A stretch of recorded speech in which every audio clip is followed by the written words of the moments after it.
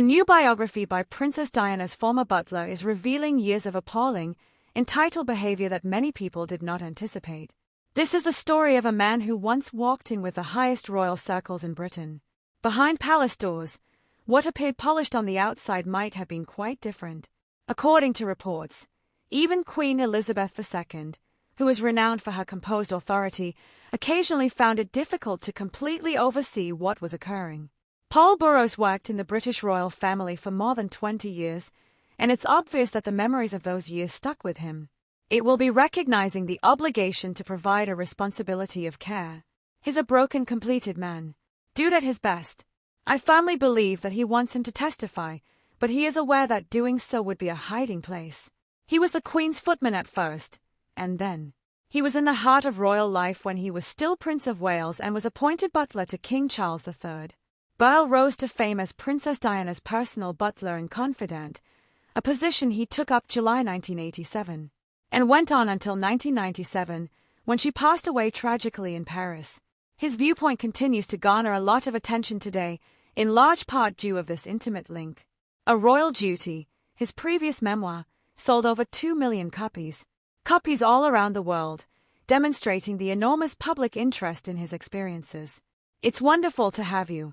Naturally, there are accusations now that claim Andrew Mountbatten White has shared another official document with one of his business relationships. However, the past week has been filled with unfavorable news stories and disclosures. To what extent will this and all the accusations worry the king? If he wasn't worried, it would be incredible. His latest book, The Royal Insider, My Life with the Queen, the King, and Princess Diana, was published by Hachette Mobius in January 2026. He is currently 67 years old. The allegations he makes regarding Andrew Mountbatten Windsor are presented as grave accusations that might be hard for some readers to reject. Devastated by the accusations and, of course, impacted in his capacity as king as well, since the news is all about this, which you know nothing about. He is attempting to fulfill the institution's desire, and in his capacity as head of state, he is performing exceptionally well. Bile claims that the behavior he saw was not unusual, but rather that it occurred frequently. He described I had a lot of interactions with Andrew over the years, and I witnessed his pomposity firsthand. He would tell people to F off. Get out of here. F off, the speaker said. The way he handled people was extremely horrible. Because they were kept up late at night, I recall the personnel revolting. His unique narrative and viewpoint are reflected in these words, which remain a topic of continuous public discourse. Although that reference to late nights may seem insignificant at first, it actually relates to a larger trend he discusses throughout the book. Putting little elements in perspective can occasionally highlight much bigger problems. When people simply think of him or Andrew, they must keep that in mind. What's going through his head? Take a look at him with the Queen. Their ongoing worries about women who have been ill-treated, those who have been sexually assaulted, etc. I believe the Queen was only doing that yesterday. According to Burl, Andrew threw supper parties that kept palace employees up into the wee hours. According to reports, the situation deteriorated to the point where Queen Elizabeth II herself intervened. His account of events is notable for the fact that even a direct censure from the monarch apparently failed to bring about long-lasting change, providing an insightful glimpse into the dynamics of families behind closed doors. Additionally, he claims that Andrew and Sarah Ferguson forbade domestic workers from entering after receiving a reprimand from his mother. Their rooms, opting to spend a lot of time in bed, and, in his view, completely abusing the system. According to Burl, these patterns did not emerge overnight, and his explanation of how everything started plainly goes toward one particular impact, paving the way for further dispute. According to Burl, Andrew was handled differently from the beginning and was raised feeling safe and infrequently questioned. Excellent query. He removed him from his title in October, which was a really harsh move. He is expelled from Windsor's Royal Lodge. Well, although he is a brother, he considers that role to be the most significant aspect of his work. Even though they are not very close, he is still a brother. And I suppose that he is now, in a sense, exiled. He also implied that since our beloved late Queen never refused her favorite son, she might be default for that. Belle believed that timing was crucial because by the time Andrew was born, the Queen had greater space in her life to devote herself to motherhood in ways she had not been able to raise Charles and Anne, which he thinks resulted in more love and care. Belle claimed that Prince Philip served as a rigorous gatekeeper for most family members, ensuring that senior royals went through the right channels before speaking with the Queen directly. However, he claims that Andrew frequently crossed those lines, resulting in a unique dynamic that set him apart from everyone else all around him. Belle's assertion that the feeling of privilege did not remain exclusive to one individual is what gives this narrative its outstanding quality. The 66-year-old Sarah Ferguson came to the royal realm from a far more typical upbringing, as Belle defined her as the daughter of a farmer and the child of a polo manager. He claims he thinks the way their lifestyle evolved together was influenced by Andrew telling her she could have anything she desired. She had it all, Belle said, adding that she also grew accustomed to a certain degree of luxury and expectation because she had everything she desired. Additionally, he said the pair was really comparable in that regard. Both her title as Duchess of York and Andrew's titles were finally taken away, and Ferguson has since quit Royal Lodge. The events building up to that result took years, to October 30, 2025, when, following a protracted period of public dispute, King Charles III formally revoked Andrew's remaining royal titles and honors. Andrew left his royal duties in 2019 after receiving harsh criticism from the BBC interview regarding his background. The interview, according to commentators at the time, seriously harmed his public image. The individual once referred to as Prince Andrew, His Royal Highness, Duke of York, a significant change in stature and popular opinion, is now just known as Andrew Mountbatten Windsor. The palace no longer speaks for him today, demonstrating how drastically things have changed over the years. He has continued to be followed by public and legal demands related to earlier incidents, which have kept the topic in the news and under investigation. What adds even more complexity to this issue is, but public titles were not the only ones affected by the repercussions. Relationships within the royal family itself were also altered. Over time, reports have indicated an increasing gap behind closed doors. Trust issues between Andrew and other senior royals are becoming a big problem. Naturally, questions arise when someone who had held such a prominent position abruptly leaves the official world. The topic of financial strain also came up, particularly when Andrew resigned from his royal responsibilities and was denied access to several formal support networks. Concerns on how he would preserve his lifestyle started to circulate, and as information concerning property agreements, security expenditures, and continuing costs associated with royal living standards emerged, public attention only grew more intense. Even in the absence of official obligations, status-related expectations did not immediately vanish, which made managing a complex reality more difficult. At the same time, public opinion drastically changed, making reputation restoration much more challenging. Rather than losing one, every new development is seen through the same prism once the headlines start to take a negative turn. It was remarked by onlookers that the palace was silent volumes because, historically, royal authorities have frequently intervened to control narratives. This support seemed to be limited in this instance, indicating that a distinct boundary had been established. Burles. The broader message is that the circumstances that developed over decades rather than overnight were a result of a combination of personality, privilege, and environment.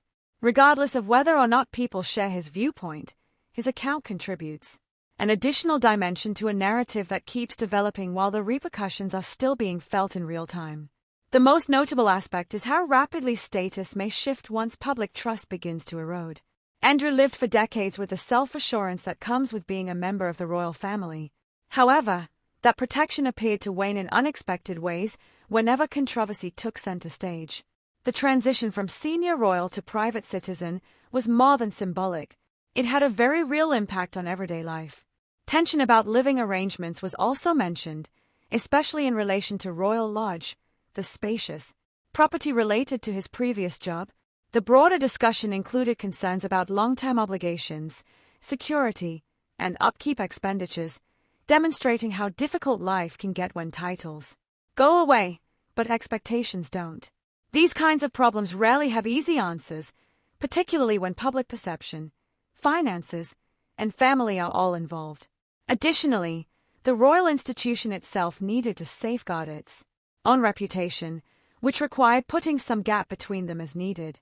Observers noted that public support is crucial to modern monarchy and that any dispute involving one member can have a ripple effect on the others. Even while the specifics were never made public, the pressure probably had an impact on decisions made behind the scenes. In the end, Burrell's story depicts a person who was influenced by affluence from a young age, encircled by structures that hardly ever resisted until much later in life. Regardless of whether readers view his viewpoint as opinion or insight, the narrative emphasizes how familial loyalty, power, and individual decisions can clash in ways that produce long-term effects. Furthermore, there is no indication that the public's interest in what actually transpired behind the palace gates will diminish very soon as more information becomes available. The circumstance took another significant development when the Metropolitan Police stated they were looking into evidence related to Andrew following the release of an email purportedly showing him requesting personal information from his police bodyguard regarding his accuser, Virginia Dewey, back in 2011, along with her birth date and social security number. Although it is unknown if any officer ever fulfilled that request, the message's existence sparked further inquiries and increased public interest. Focus on the case. Separately, emails examined by the BBC revealed that Andrew might have disclosed private information on a trade trip to Southeast Asia in 2010. These records were allegedly discovered in the millions of documents made public by the U.S. Department of Justice, bringing even more scrutiny to already closely scrutinized events. Andrew has continuously refuted every accusation presented by Dewey, holding his ground as public and legal discussions went on over the years. "We don't comment on such books," was the palace's succinct response when questioned about Burrell's book. That succinct response, which indicated distance without directly addressing the assertions being made, spoke loudly to onlookers. Reports also indicated that, on a more immediate daily basis, staff members' interactions with Andrew at his present home. A rising number of palace employees have reportedly decided not to work for him, according to a Sun report. One anonymous source stated they were informed they were under no duty to do so if they were uneasy. The source stated, "There's already quite a list saying no thanks," adding that it makes sense that many people are now considered to be complete outcasts. These statements added to the public narrative, but they don't validate institutional policy. Instead, they represent reported workplace mood. For those who used to work beside him, the domestic workers, over time, there seems to have been a change in perception among workers who manage long hours and those who went through stressful situations. Paul Burrell presents the events he recounts in his memoir as having spread, in his opinion, silently within the walls of the palace for years. A privileged man who is fiercely sheltered inside the family unit and is rarely confronted in ways that could have caused him to behave differently sooner. Presently, the landscape appears drastically altered. There are no longer any regal titles. The Queen herself is no longer available to offer the same kind of personal shield that was once provided by official royal security. Reports and criticism suggest that what's left is a person who is becoming more and more estranged from the organization he was born into, with some former employees opting to cut all ties. The amazing aspect about this whole scenario is how easily influence may go when the framework that underpins it is removed. Andrew worked for several years at one of the most influential organizations in the globe, encircled by custom, etiquette, and defense. But as that structure retreated, the world appeared drastically different, and it was hard to miss the difference. Observers have noted that perception is frequently just as important to reputation in royal circles as official position. When public trust declines, relationships, opportunities, and even day-to-day life are all quickly impacted. Exchanges. Formerly silent people might start talking more freely, while others just put space between themselves and the debate, refusing to be associated with it at all. Additionally, there is beneath everything Burrell says is a larger question. How much of a person's responsibility is their own and how much is determined by their surroundings? Being extremely privileged as a child can produce expectations that, although startling to others, seem typical to the person living there. Many high-profile downfalls start with this gap between one's inner reality and the response of the public. A significant change in identity lies at the heart of it all. Someone who was formally introduced with numerous titles, accolades, and official recognition is now leading a much more sedate life without the same institutional support that characterized the majority of his life.